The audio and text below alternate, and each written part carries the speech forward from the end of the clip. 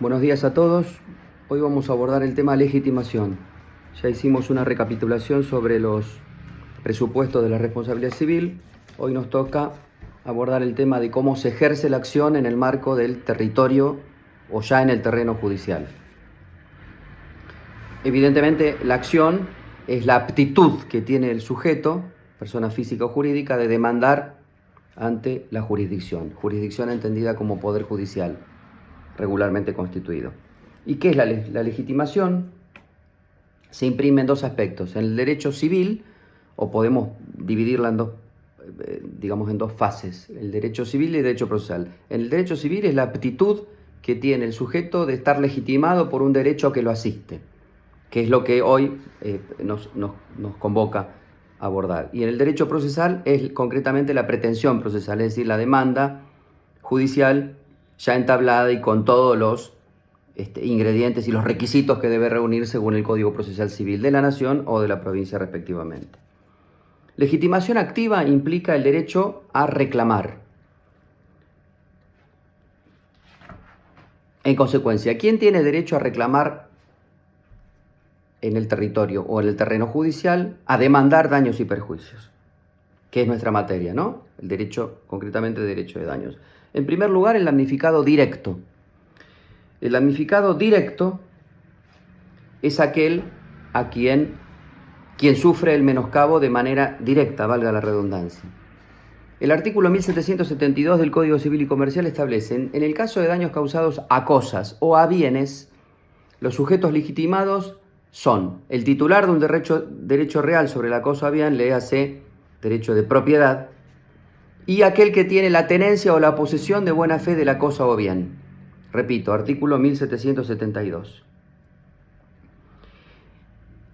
A su vez, en el artículo 1773 determina la acción contra el responsable directo e indirecto. El legitimado tiene derecho a interponer su acción, conjunta o separadamente, contra el responsable directo y contra el responsable indirecto. Es decir, imaginemos en un accidente de tránsito donde el menoscabo es la rotura del vehículo, yo tengo derecho a demandar al dueño del vehículo, eventualmente a quien lo conducía, que no coincidía con el dueño en la conducción en el momento de la escena del siniestro, y también indirectamente a aquel que asegura la indemnidad del asegurado, valga la repetición, es decir, la compañía aseguradora que tiene asegurada el seguro de responsabilidad civil que protege o garantiza la indemnidad de su asegurado, ergo el dueño del vehículo. Y ahí tenemos la acción contra el responsable directo y la acción contra el responsable indirecto, que procesalmente es la llamada citación en garantía.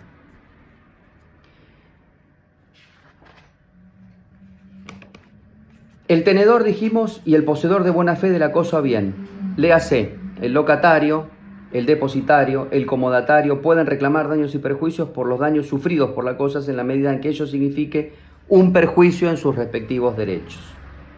Así, por ejemplo, si el locatario de un inmueble, dueño de una industria autopartista que allí funciona, se ve privado de continuar con su actividad durante un mes ante la destrucción parcial del local y de su maquinaria, como consecuencia de un choque, podrá reclamar al dueño y al guardián del vehículo embistente la indemnización correspondiente a las máquinas destruidas y al lucro cesante, recuerdan, la ganancia dejada de percibir, por ser esos daños suyos, no así la reparación del inmueble, que a quien corresponderá al dueño, lógicamente, porque el hacer comodatario o locatario no tiene la propiedad, es decir, no es titular de un derecho real sobre la cosa o bien. Legitimación pasiva, dijimos, el responsable directo y el indirecto, separadamente o conjuntamente. Ahora bien, en materia de daño extra, esto estamos hablando del daño material, a las cosas o bienes y a el legitimado pasivo, es decir, a quién contra quién demando. En materia de daño extrapatrimonial, es decir, aquello que no tiene repercusión material, dijimos, el daño extrapatrimonial es aquel que Vélez calificaba como daño moral, es toda lesión o menoscabo a las manifestaciones espirituales. Aquí sí se debate otra cuestión. Por supuesto, el damnificado directo tiene derecho a reclamar su menoscabo a sus manifestaciones espirituales, le hace tranquilidad, paz, todo lo que implique molestias, traumas, etcétera, etcétera.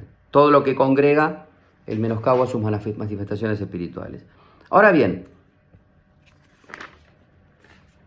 desde el punto de vista en el marco del daño extrapatrimonial, hay un problemita vinculado a la transmisión de la acción. Es decir, ¿qué sucede tanto en el daño material como en el daño extrapatrimonial? ¿Qué sucede con la transmisión de la acción? Es decir, una vez que el autor o el sujeto damnificado no puede ejercer la acción, ya veremos por qué razón no podrá. ¿Se transmite la acción? Y sí. La acción se puede transmitir por actos entre vivos o por actos de última voluntad. En materia patrimonial rigen los artículos 1616 y 2277. La acción puede cederse porque nace de un interés patrimonial. En consecuencia se aplican las reglas de la cesión de derechos que han visto en la parte general. Ahora bien, en el marco extrapatrimonial, es decir, el reclamo del daño moral, también sí, la mayoría sostiene que sí, aunque hay una prohibición que no está de más advertir, que el artículo 1617 prohíbe la cesión de derechos inherentes a la persona. Por tanto, ¿cuáles estarían involucrados? Entre vivos, la cesión del derecho a la imagen, la cesión del derecho al honor. Pero la mayoría sostiene que la acción puede cederse porque, si bien nace de un interés espiritual, tiene contenido patrimonial. Porque el daño moral, por más que nazca de un menoscabo, nace de un menoscabo espiritual, finalmente la reparación es dineraria, es económica. Y mortis causa, esto es entre vivos, la acción por daño moral, mortis causa, solo se transmite a los sucesores universales si es interpuesta por es decir, por el damnificado directo. 1741, inciso 2. Sin perjuicio de lo cual, la acción por daño moral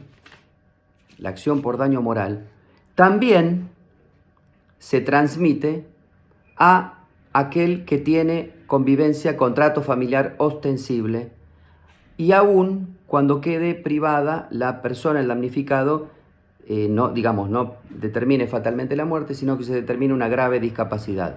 Por eso el Código Civil y Comercial trae una reforma en este sentido, amplificando o ampliando la legitimación activa en caso de daño extrapatrimonial.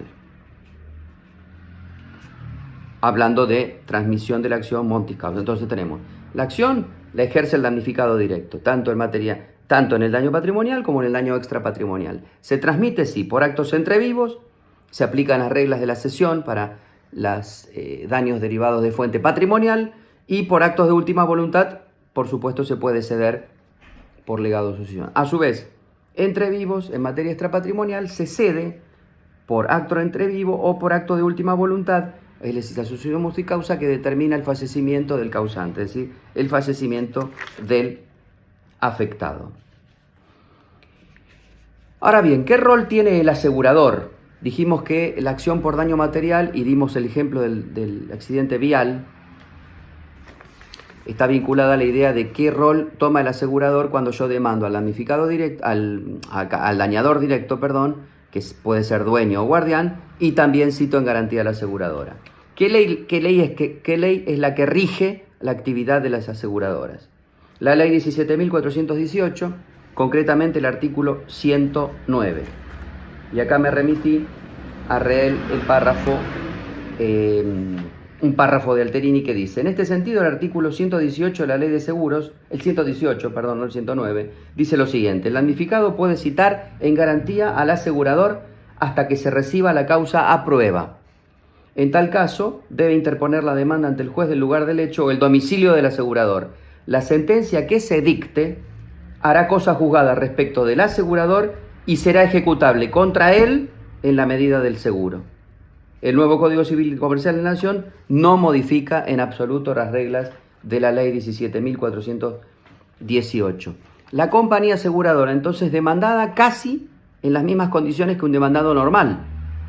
La palabra es citar en garantía, pero la compañía puede defenderse contestando la demanda, puede apelar la sentencia que le es adversa, aunque el asegurado no apele, es decir, aunque el dañador directo que fue demandado contestó demanda, se dictó sentencia, la sentencia es adversa a los intereses del dañador directo, No la apela, la compañía aseguradora que interviene en el juicio puede apelarla, es decir, puede pedir la respuesta de una cámara, la vista de una cámara, es decir, la doble instancia en materia civil, y se trata, procesalmente lo van a ver el año que viene, o cuando cursen procesal civil concretamente, un litis consorcio facultativo pasivo. ¿Qué significa litis consorcio? Que hay consortes que son demandables y es un litis consorcio pasivo porque está del lado pasivo de la obligación, del lado del dañador, del lado que el deber, que tiene el deber de reparar, y es facultativo. Dijimos porque puede demandarse separadamente o conjuntamente a ambos. Entonces vimos el nacimiento de la acción, la transmisión de la acción y la extinción de la acción. ¿Cuándo se produce la extinción de la acción? Por modos normales y por modos procesales.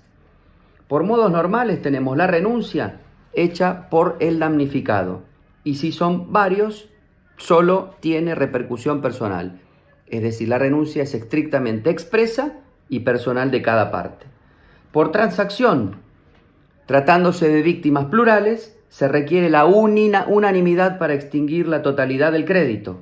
Por transacción significa el acuerdo entre las partes sobre derechos litigiosos o dudosos. Por prescripción, la inactividad del acreedor en el ejercicio de su acción produce lo que se denomina el curso el paso del tiempo, que por razón genérica de la seguridad jurídica, las acciones prescriben, es decir, se consume la posibilidad de su actuación ante la justicia. Durante el plazo previsto por la ley, extingue la acción. 3 años en la acción por responsabilidad civil, que también hoy día el Código Civil y Comercial la hace coincidir con la acción derivada de las relaciones de consumo, establecidas en el artículo 50 de la Ley de Defensa del Consumidor. Párrafo aparte, merece el inciso, este párrafo. Cabe mencionar cuando se produce la caducidad de la instancia, que es otro instituto. La caducidad de la instancia, ¿qué significa? Significa que en un proceso judicial yo no puedo estar como actor ausentándome del impulso del proceso civil por más de 3 meses. En cuyo caso, si hay un tiempo muerto en la actividad del actor, es decir, de quien demanda, por 3 meses o más, la parte demandada puede solicitar la caducidad de la instancia, que no significa la caducidad del derecho, sino que ese proceso civil cae. Por tanto, si no prescribió la acción, podré iniciar otro.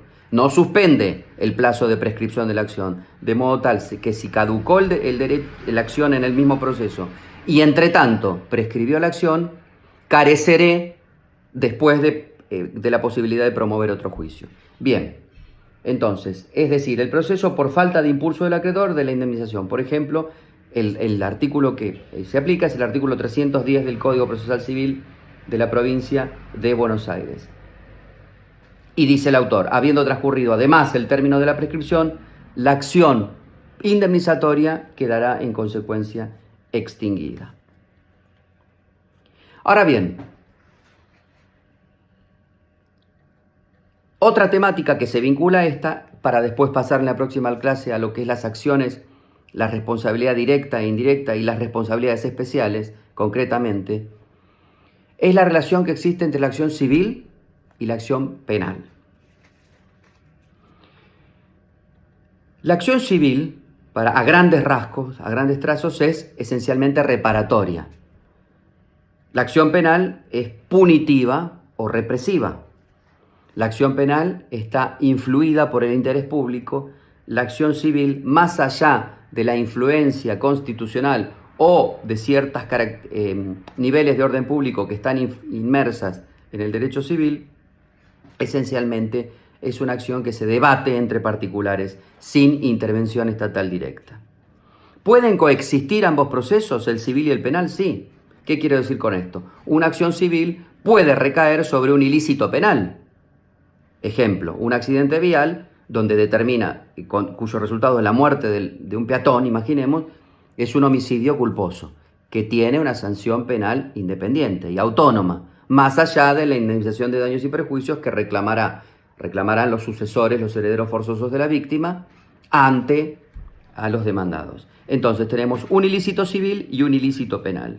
¿Pueden coexistir ambos procesos? Sí. Las relaciones, la acción civil y la penal, dice el artículo 1774, independencia.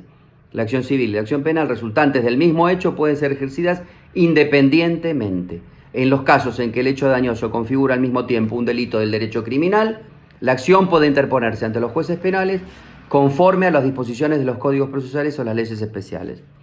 En términos concretos y simples, ¿puede interponer el damnificado la acción civil en el proceso penal? Sí, artículo 29 del Código Penal. Normalmente se ve, no, regularmente no, porque el juez penal está habituado, mejor dicho, su métier o su expertise está vinculada al estudio y la investigación penal y al dictado de una sentencia criminal, como el juez civil tampoco está ambientado en el dictado de una sentencia criminal, de modo tal que la indemnización civil normalmente se pide en sede civil, es decir, se reclama ante un juez civil. En consecuencia, la independencia de la acción es clarísima entre la acción civil y la penal. Ahora bien, ¿qué influencia? ¿Hay influencias? Sí. Artículo 1775 del Código Civil y Comercial. Suspensión del dictado de la sentencia civil. Si la acción penal precede a la civil es intentada durante su curso, es decir, durante el curso de la acción penal, el dictado de la sentencia definitiva en sede civil debe suspenderse hasta que concluya el proceso penal. Conclusión del proceso penal significa conclusión por archivo, con criterio expectante. Imaginemos que no hay demasiada evidencia para que el fiscal continúe con la acción penal, de modo tal que se archiva y esa decisión no es apelada por el Ministerio Público, fiscal. Puede ser por sobreseimiento, puede ser por sentencia condenatoria o absolutoria o por suspensión del juicio a prueba, es decir, la llamada probation. Mal, a veces expresada como probation. Ahora bien, ¿esta regla es absoluta? No, no es absoluta. Entonces, repito, si la acción penal precede a la civil o es intentada la acción civil durante esta, el dictado de la sentencia civil se debe suspender hasta que concluya el proceso penal por estos diversos mecanismos que le expresé. Suspensión del juicio a prueba, sobreseimiento, archivo o sentencia penal condenatoria o absolutoria. Ahora bien, ¿qué excepciones hay a este principio? La acción penal anterior o concomitante al juicio civil. El proceso civil se suspende entonces hasta la conclusión del proceso penal, salvo si median causas de extinción de la acción penal, una excepción. Si median causas de extinción de la acción penal. Por ejemplo, muerte del imputado o del procesado. B. Si la dilación del procedimiento penal provoca en los hechos una frustración efectiva del derecho a ser indemnizado. Esto deviene del principio de la Convención Interamericana de Derechos Humanos, que establece que los juicios deben desarrollarse en un plazo razonable. En consecuencia, si la dilación del proceso penal provoca en los hechos una frustración efectiva al derecho a ser indemnizado, hay una garantía que es vinculada con un derecho humano fundamental, que es a tener una respuesta judicial en tiempo razonable, y por tanto el juez civil puede dictar la sentencia, fundándose en estos hechos, podrá dictarla bajo pena de que conspire seguir prolongando el tiempo en la frustración efectiva del derecho a ser indemnizado. Acá hay una cuestión temporal, ¿correcto? Segunda excepción. Tercera excepción. Si la acción civil por reparación del daño está fundada en un factor objetivo de responsabilidad. Recuerda que habíamos hablado de factores subjetivos, cuando delimitamos el factor atribución como uno de los elementos de la responsabilidad civil, establecimos que los factores de atribución pueden ser subjetivos, dolo o culpa, u objetivos, riesgo, equidad, deber de garantía, deber de seguridad, que ya vamos a abordar. Cuando abordemos las responsabilidades especiales, vamos a ver los factores de atribución que corresponden a cada caso con más claridad. Pero bueno, como tercera excepción, si la acción civil por reparación del daño está fundada en un factor objetivo de responsabilidad, el Código Civil y Comercial concluye en que el juez civil puede dictar la sentencia antes que concluya el proceso penal. Ejemplo, y esto es delicado y interesante más que delicado. Un accidente vial tiene una sanción penal, lesiones culposas, puede ser, o homicidio culposa en el caso de la gravedad máxima de un siniestro, que es la muerte de la víctima. Proceso penal, ¿bien? Proceso civil, fundado en qué está el factor de atribución en los accidentes viales por justamente imperio de la ley 1113 del Código Civil de Vélez derogado, 1758 del Código Civil y Comercial, que más adelante en otra clase lo explicaremos con mayor profundidad. El factor de atribución es objetivo, fundado en la teoría del riesgo creado. Todo aquel que introduce un riesgo en la sociedad, como ser la conducción de un vehículo en movimiento, la conducción de un vehículo, no un vehículo en movimiento, la conducción de un vehículo provoca, introduce un riesgo y por tanto el factor de atribución es objetivo. Es decir, el demandado responde, ¿por qué? Porque hay una presunción de causalidad de que es el provocador del daño. Y la relación causal es entre el hecho y el daño. Entonces hay una presunción de que yo presumo, la ley lo dice, se presume que la causalidad fue provocada plenamente por el demandado, es decir, aquel que introdujo el factor de riesgo en el escenario vial, conduciendo un automotor, atropellando un peatón, etc., no respetando la prioridad de paso, etcétera, etcétera, no importa. El marco fáctico es secundario. Lo importante es que en este caso el factor es objetivo. Entonces, ¿a qué conclusión arribamos? Que en una acción derivada civil de daños y perjuicios derivada de un siniestro vial, el juez civil podrá fundarse en que el factor es objetivo de la responsabilidad civil y por tanto dictar la sentencia antes de que concluya el proceso penal. ¿Podrá hacerlo? Sí. El Código Civil y Comercial lo habilita. Inciso C del artículo 1775.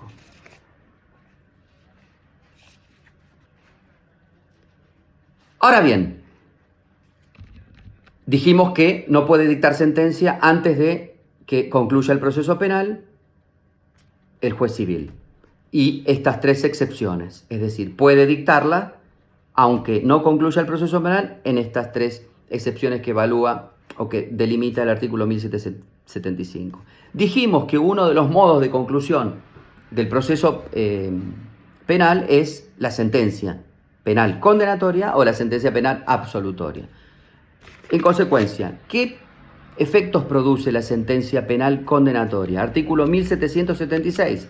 La sentencia penal condenatoria produce efectos de cosa juzgada en el proceso civil respecto de la existencia del hecho principal que constituye el delito y la culpa del condenado. Es decir, ¿qué quiere decir esto? Que la sentencia penal condenatoria que concluye sobre la existencia del hecho principal, es decir, la materialidad del hecho en materia criminal, así descripta, y la culpa del responsable, no pueden discutirse o ser discutidas en el proceso civil por el riesgo de escándalo jurídico, lógicamente. Si el juez penal dijo que las barreras estaban bajas, el juez civil no puede concluir en su sentencia que las barreras estaban elevadas, abiertas. En consecuencia, la condena penal concluye sobre la existencia del hecho principal que constituye el delito, no cuestiones colaterales, la existencia del hecho principal que constituye el delito y sobre la culpa del condenado no puede ser discutida en sede civil. ¿Bien? Ahora bien, inexistencia del hecho si la sentencia penal decide que el hecho no existió o que el sindicado como responsable no participó, estas circunstancias tampoco pueden ser discutidas en sede penal. Es decir, si la sentencia absolutoria sostiene y argumenta que el hecho no existió y que el sindicado como responsable penalmente y también demandado civil no participó en el hecho principal, estas circunstancias tampoco pueden ser discutidas en el proceso civil. Ahora bien, si la sentencia penal decide que un hecho no constituye delito penal, escuchen, o que no compromete la responsabilidad penal del agente en el proceso civil, puede discutirse libremente ese mismo hecho en cuanto generador de responsabilidad civil. Es decir, si la sentencia penal concluye que en el homicidio culposo de A contra B, el sindicado como responsable del homicidio, también demandado civil, no incurrió en la culpa tipificada por el artículo 94 del Código Penal, es decir, en la culpa estricta, en la culpa de la gente calificada y, interpretada en la escena del derecho penal. No compromete eso no implica, o no veda, o no limita al juez civil para que lo condene en la medida que crea que provocó la causalidad correcta. Es decir, al margen de que no esté calificada como culposo en materia penal, sí puede ser, dijimos que el factor de atribución es el riesgo, sí puede ser aplicada una dosis de causalidad, un 50%, un 30%, un 40%, es decir, que el juez civil puede condenarlo en una porción razonable, coherente con la intervención causal que tuvo, ¿correcto? O también rechazar la demanda, no es que está obligado a condenar civilmente, pero sí lo puede hacer, repito, cuando el hecho no constituye delito penal para el juez penal o no compromete la responsabilidad penal de la gente para el juez penal, el juez civil puede, con relativa libertad, admitir la demanda en una porción, en una dosis de causalidad. ¿Se entiende? En un 30%, en un 40%, o rechazar absolutamente la demanda o hacerla lugar en un 100%.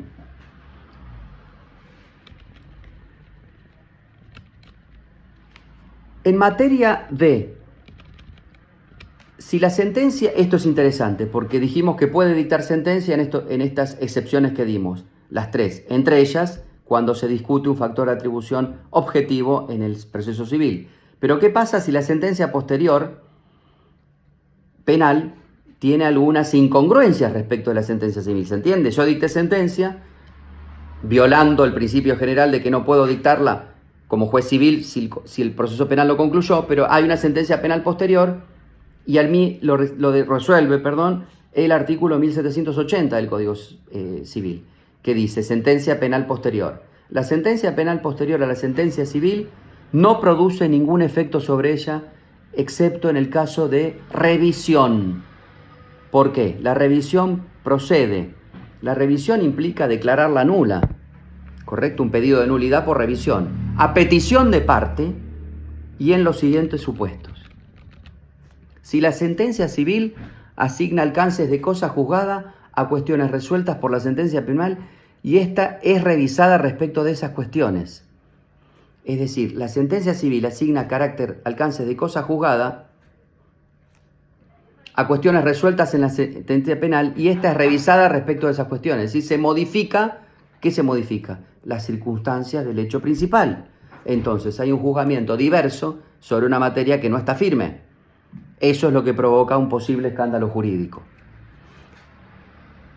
En el caso previsto en el 1775, inciso C, que establece los factores de atribución objetivos, que si fue juzgado responsable es absuelto en el juicio criminal por inexistencia del hecho que funda la condena civil o por no ser su autor. Es decir, en el caso del homicidio culposo en el accidente vial, si se dice en la sentencia penal, es decir, el dañador fue condenado en sede civil, ¿correcto? Pero resulta que la sentencia penal posterior declara que el hecho no existió o que el sindicado como responsable penal y condenado ya en sede civil no es su autor. Entonces, ahí sí puede ser revisada la sentencia civil. ¿Por qué? Por otra posibilidad de escándalo jurídico. Está condenado a alguien en sede civil y en sede penal se sostiene o se sostuvo que el hecho no existió o que el imputado, que es también demandado civil, no es el autor o no participó del hecho. En consecuencia, no puede, es absurdo considerar que una condena puede fundarse en un hecho que no existió o que una condena civil puede fundarse en un responsable que no participó del hecho, según, repito, el juez penal. Entonces, en esta clase abordamos lo que es ejercicio de la acción indemnizatoria que encomiendo la lectura, no solo del código, sino también de lectura complementaria, y que también podré esbozar, o nos reunimos en un Zoom programado próximamente y esbozamos la posibilidad de hacer algún trabajo práctico sobre estos dos temitas, y también las relaciones entre la acción civil y penal. Entonces, encomiendo la lectura del código y también de lecturas complementarias. Más allá de que si en la semana resulta alguna idea en torno a algún trabajo práctico vinculado a las cuestiones ya dadas, más allá de la resolución del parcial y todo el mecanismo de autoevaluación, podremos abordar algún trabajo práctico. Otro tema, cuando me manden mail con la autoevaluación o cualquier otra consulta o inquietud o lo que fuere, que saben que hay libre albedrío, me pueden llamar en el momento que ustedes lo definan, identifíquense bien porque a veces el mail, el rótulo del mail no coincide con el nombre correcto, con la identificación correcta del alumno. Entonces a mí me desorienta. Entonces, tanto por WhatsApp como por mail, identifíquense con el nombre y apellido completo. Buena jornada para todos, estamos en contacto.